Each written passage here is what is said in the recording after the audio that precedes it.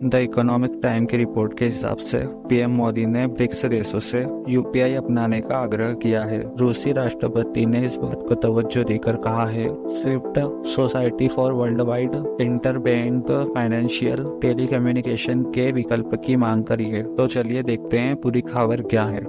नमस्कार दोस्तों, आपका स्वागत है अपने चैनल में। आज हम बात करेंगे ब्रिक्स समिट 2024 के बेहद दिलचस्प और महत्वपूर्ण खबर के बारे में। इस बार भारत के प्रधानमंत्री नरेंद्र मोदी जी ने सभी ब्रिक्स देशों से आग्रह करा है कि वो भारत के यूपीआई पेमेंट सिस्टम अपनाएं और साथ ही रूसी राष्ट्रपति व्लादिमीर पुतिन ने भी स्विफ्ट का एक विकल्प तैयार करने की जरूरत पर ध्यान दिया है। तो चलिए जानते हैं पूरी खबर विस्तार से क्या है। ब्रिक्स समिट 2024 जो कजान रूस में हुआ है, उसमें प्रधानमंत्री ने एक बड़ा महत्वपूर्ण कदम उठाया है। उन्होंने सभी ब्रिक्स देशों से कहा है, भारत का यूपीआई सिस्टम न केवल तेज और सुरक्षित है, यह वैश्विक स्तर पर एक नया स्टैंडर्ड भी स्थापित कर सकता है। यूपीआई जो कि भारत में करोड़ों लोगों के रोजमर्रा के लेन देन का रोज का हिस्सा बन चुका है।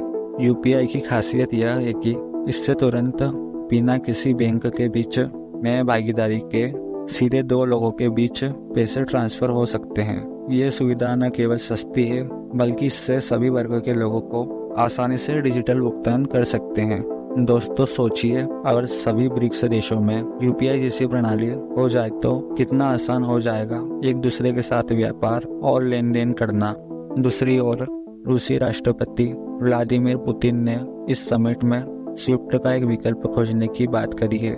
स्विफ्ट एक इंटरनेशनल पेमेंट नेटवर्क है जिसका इस्तेमाल दुनिया भर के बैंक लेन देन के लिए करते हैं, लेकिन पश्चिमी देशों के बढ़ते दबाव और प्रतिबंधों की वजह से रूस और अन्य देशों के लिए स्विफ्ट का इस्तेमाल मुश्किल होता जा रहा है। ऐसे में पुतिन का मानना है कि ब्रिक्स को अपना खुद का पेमेंट नेटवर्क बनाना चाहिए जो स्वतंत्र और निष्पक्ष हो।